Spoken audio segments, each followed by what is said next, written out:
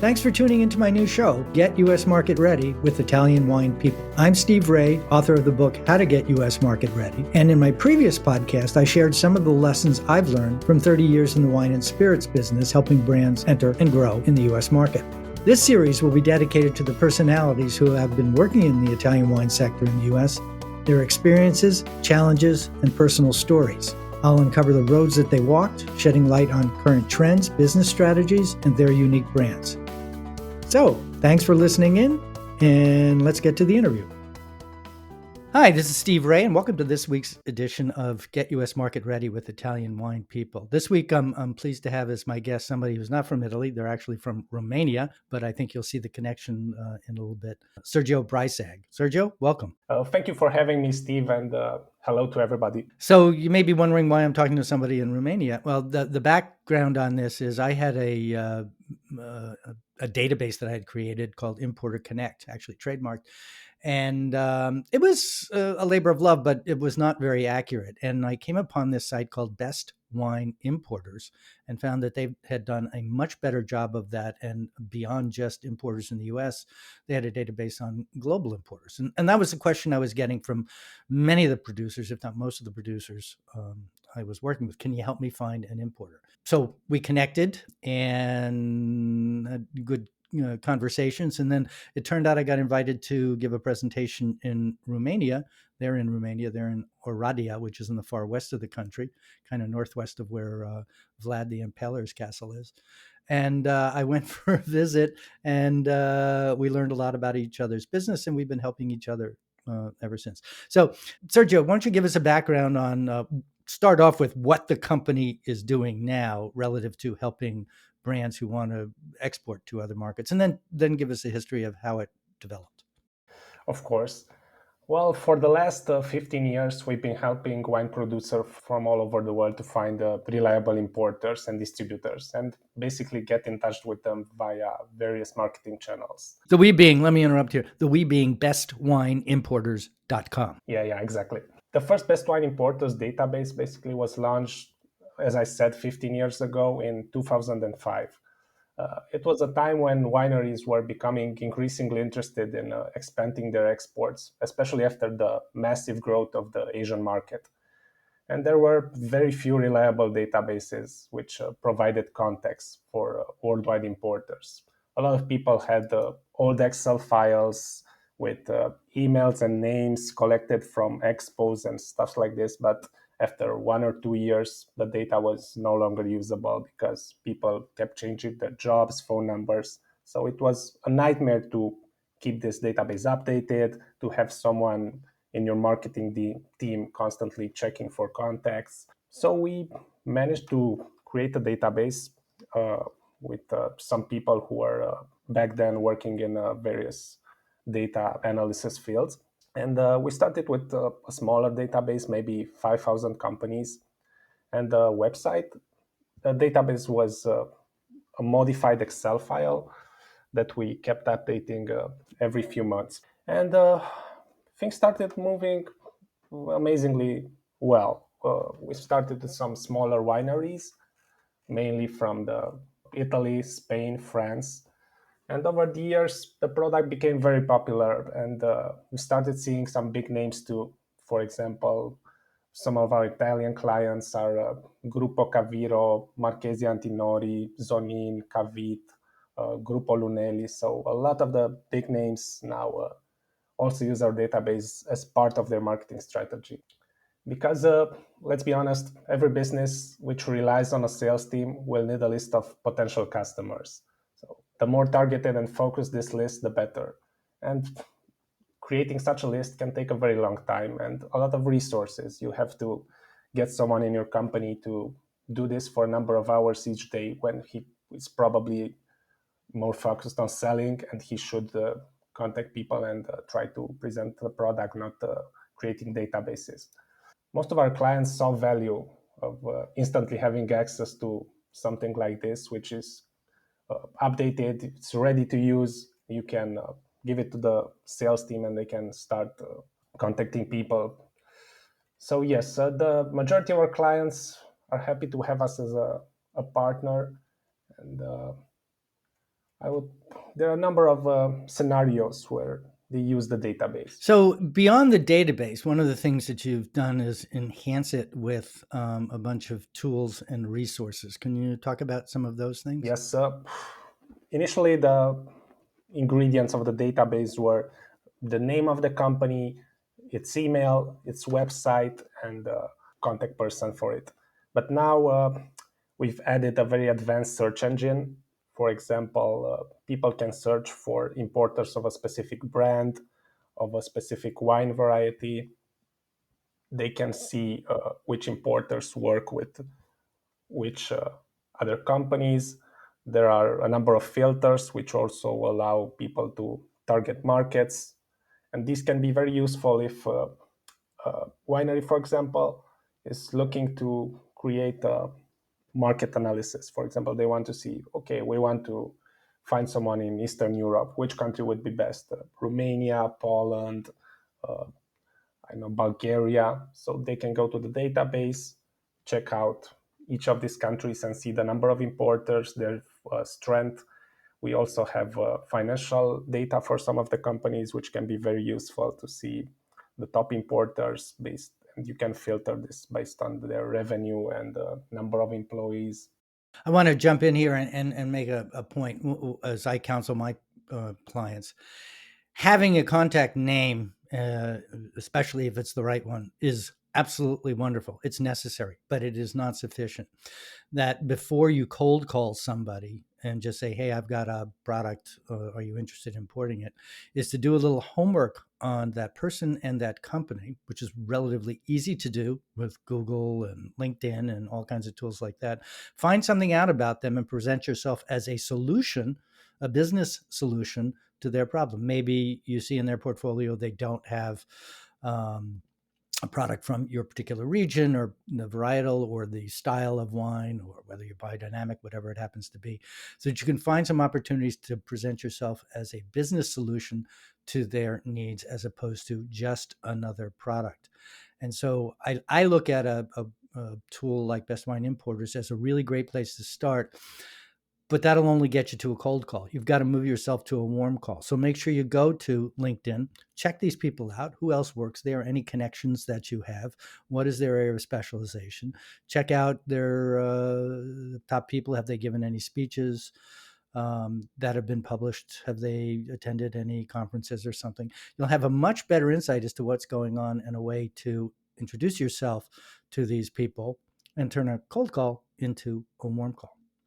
So one of the other tools that Best Wine Importers has is a price structure tool, and it's something that I provide for my clients, and I've shared freely with Sergio and his team because I think it's something that many people from we call it overseas, outside the United States, don't understand on how the three-tier system works and how it impacts margins and what the differences between margin and markup and so on and so forth. So that's one example of the tools that are there, a price structure tool both for spirits and wines. What are some of the other specific tools that you are offering that you can talk about?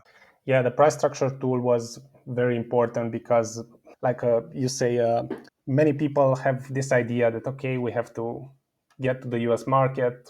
There's a lot of money there. If we make it, it's going to be a crucial step for our company.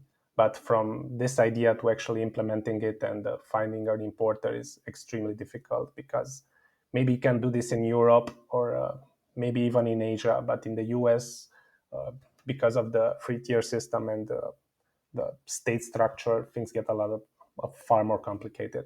So the price structure tool uh, was created was one of Steve's ideas. We worked with our programmer and we offer it for free on our website. We actually got a lot of positive feedback from it, but it still requires quite a lot of understanding. So a winery will need to get someone from their financial department or an export expert probably to identify each of those fields and to really know what data to enter in each of those fields to get an accurate estimate of their wine price in the US. Other tools that we offer for the database is, as I mentioned, the opportunity to find very niche importers in very specific markets. We had a client from Israel, for example, who was looking for only importers of Israeli wine, and he managed to use the filters in the database combined with the advanced search, and he found a number of very interested importers in Germany, and he was super happy with the database. So especially for these niche producers who have a very specific product, the database can be a very powerful tool. But it can also be for any regular winery, but it has to be combined, like Steve said, with a very solid marketing approach, because almost any winery has great wines, like we like to say, and the difference between producing an excellent wine and selling a wine at an excellent price is quite large, and it's the job of the marketing and the sales team. One of our main advices is to do your homework, and Steve said, use all the new technologies. Go to their LinkedIn page, maybe like their Facebook page, get in touch with them there, research their portfolio, friend them on any social network, use WhatsApp. Try everything to get their attention and start a conversation going. Yeah, I think there's a tendency. I know there's a tendency. I've been doing this long enough for people to think that, oh, all I need is the name of somebody to reach out to, and it clearly is not that simple. And I think it's a lot harder in the U.S. I can't comment on other countries, and their database applies to, I mean, exporting to everywhere from Vietnam to Romania, Chile, any country in the world that you can think of. So it's kind of unique in having that level of detail, but it's as I say, it's a place to start.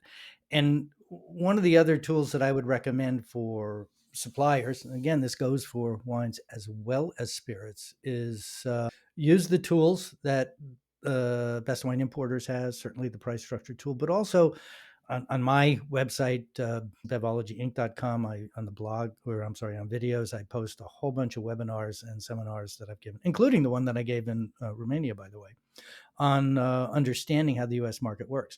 Now, there's some other tools that are out there. Obviously, attending trade shows had in the past been a big one. It will continue to be a big one, but I think it's fundamentally going to change.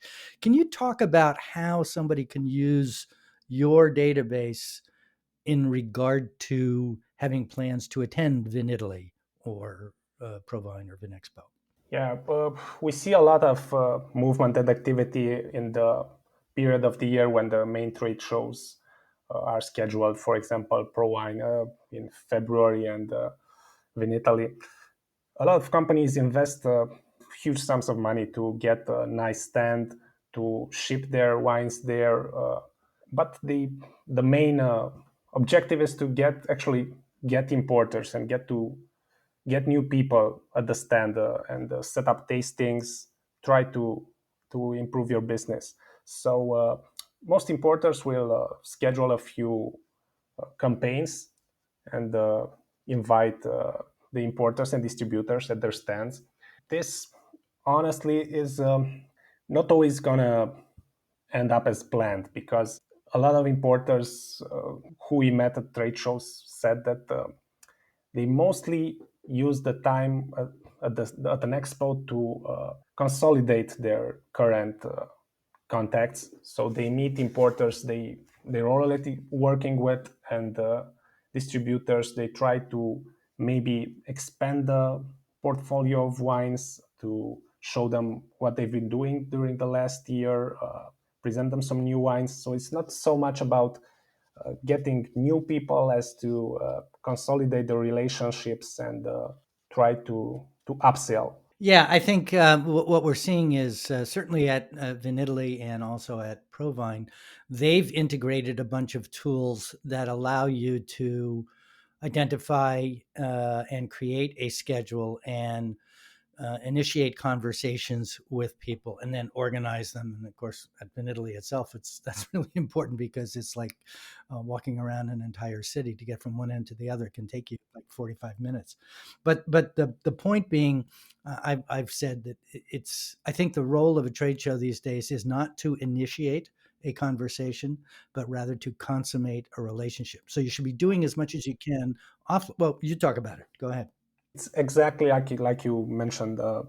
Things have moved. Probably in 10 years ago, there were fewer wineries and more importers who were looking for wines, especially people from Asia who were trying to get new and interesting varieties of wines to Asia. But now, with such a large variety of producers, so many varieties of wine, you really have to consolidate your business. My recommendation to people is use the tools that these trade shows have. Certainly attend them because it's still, there's nothing like meeting with someone in person, but it's a lot better when you're meeting someone in person who you've already established a relationship with online.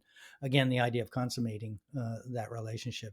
And I've seen it work better. And as the trade shows are evolving post COVID, I think using those two sets of resources together is going to result in give you a better result for the individual producers.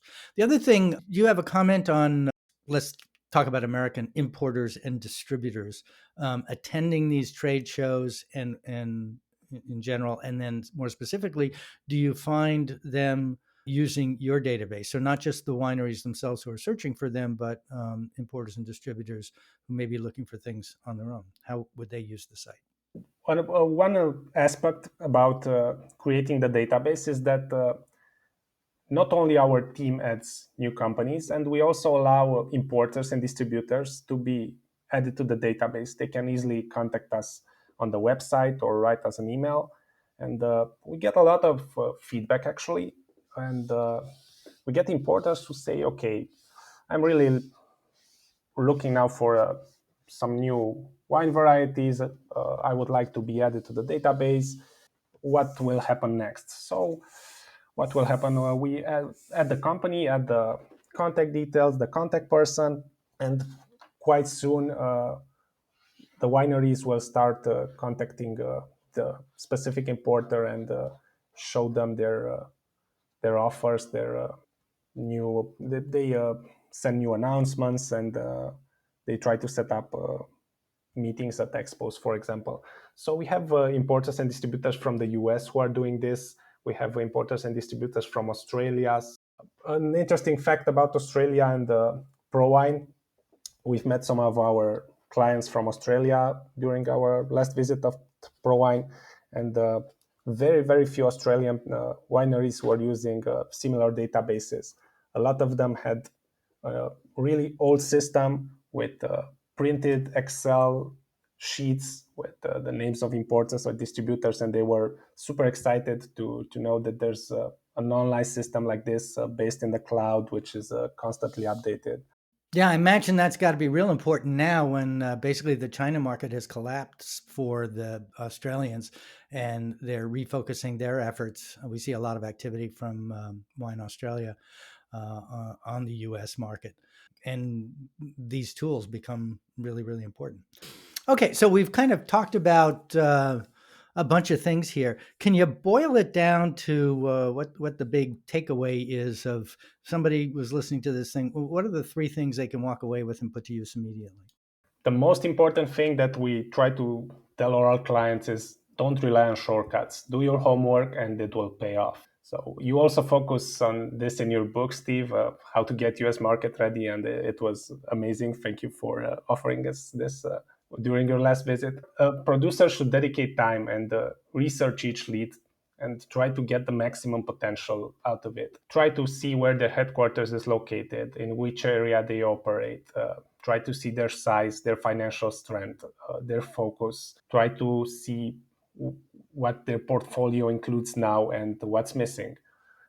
And when they eventually contact them, there's a far better chance of a positive reply if the importers also sees that the producer put some effort and did the homework before approaching them.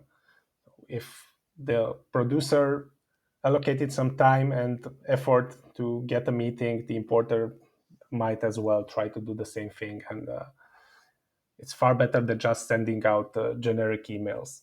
describing your wine.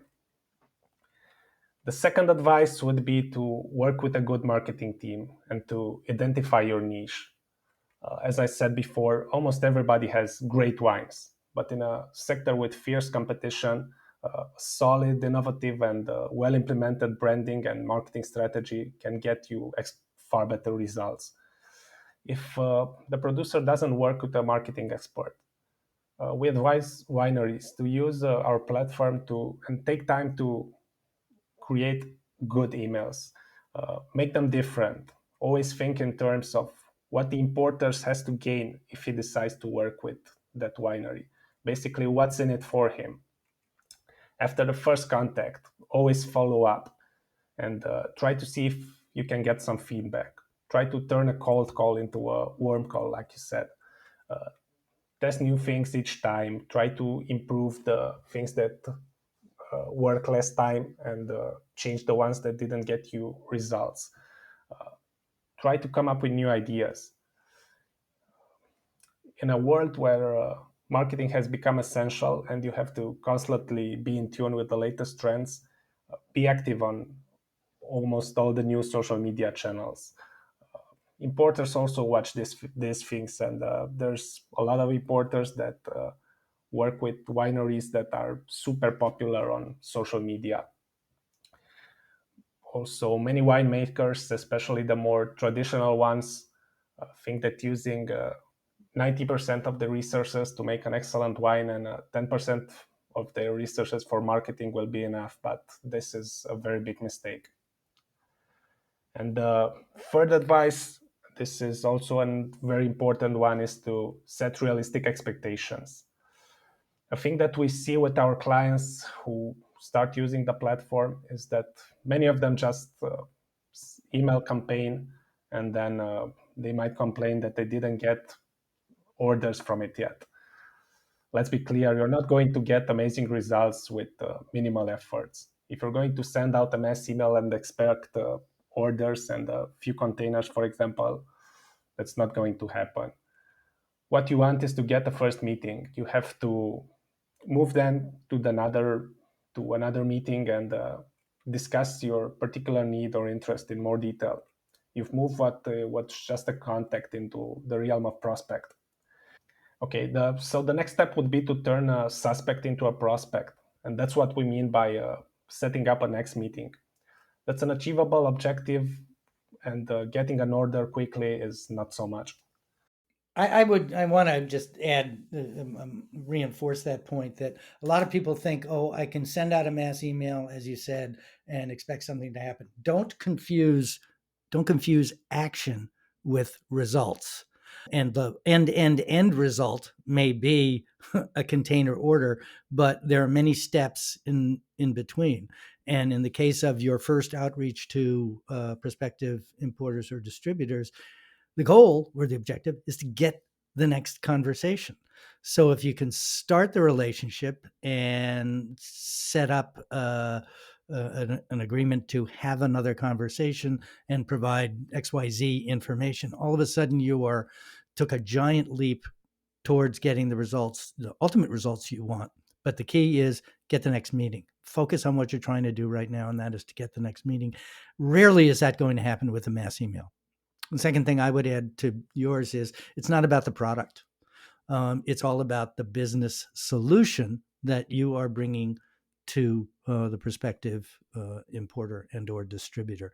And that requires a little bit of understanding of their business. So take 10 minutes, look at their website, check out the people on LinkedIn and what they're doing and where they've been and that kind of thing. You'll gain some tremendous insights and opportunities that you can bring up in a conversation, even if it's as something as simple as saying, "Oh, I see you went to Purdue. I had a cousin of mine who went to Purdue. How did you like it?" Now, all of a sudden, you're turning this into a conversation as opposed to a pitch, and you've made it a little bit easier to have that conversation. So we had asked for it. That was a big takeaway. We got about 5 of them, and every one of those are really great. I think the big thing I'd want to leave people with is, look, we recognize if you're a wine producer, you may be, a farmer, a small producer, and so forth. You're not an expert marketer.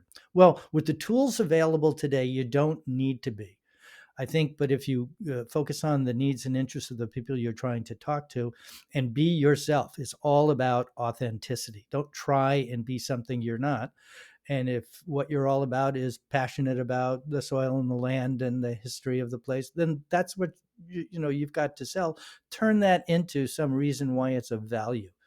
One example I would use is some research I've seen about the difference in the perception of the word organic versus the word sustainable. In the US, organic has a very specific definition. It's regulated not by the TTB, but by the USDA, and it appeals to a niche. The word sustainable is not regulated because it doesn't have a specific designation. It's something that everybody's interested in and that pretty much every winery can claim. So my recommendation is talk about the benefits that you bring to the party. And if you're sustainably produced, talk that up. You don't need a biodynamic certification to say that your winery is or that your wines or spirits are sustainably produced. Let's bring this to a close. I want to say thank you to Sergio and congratulate him on his great English. My discovery of the wonders of Romania, I look forward to the opportunity of going back there. But really, for everybody who's listening here, use the tools and add value to the tools and grow your business. That's going to be the thing that is going to, certainly from my perspective, that would please me the most. And I think Sergio, from yours as well, is to see people get results. Thanks again for having me here, Steve. And like you said, thanks to the technology nowadays, even small wineries can get results. Just be authentic, invest some time, and try to set realistic expectations. So a big thank you to Sergiu Briceag of Best Wine Importers at bestwineimporters.com. And this is Steve Raye signing off for this week for Get US Market with Italian Wine People. And we'll be back next Monday with another interesting podcast interview. Thank you for listening. This is Steve Raye. Thanks again for listening on behalf of the Italian Wine Podcast.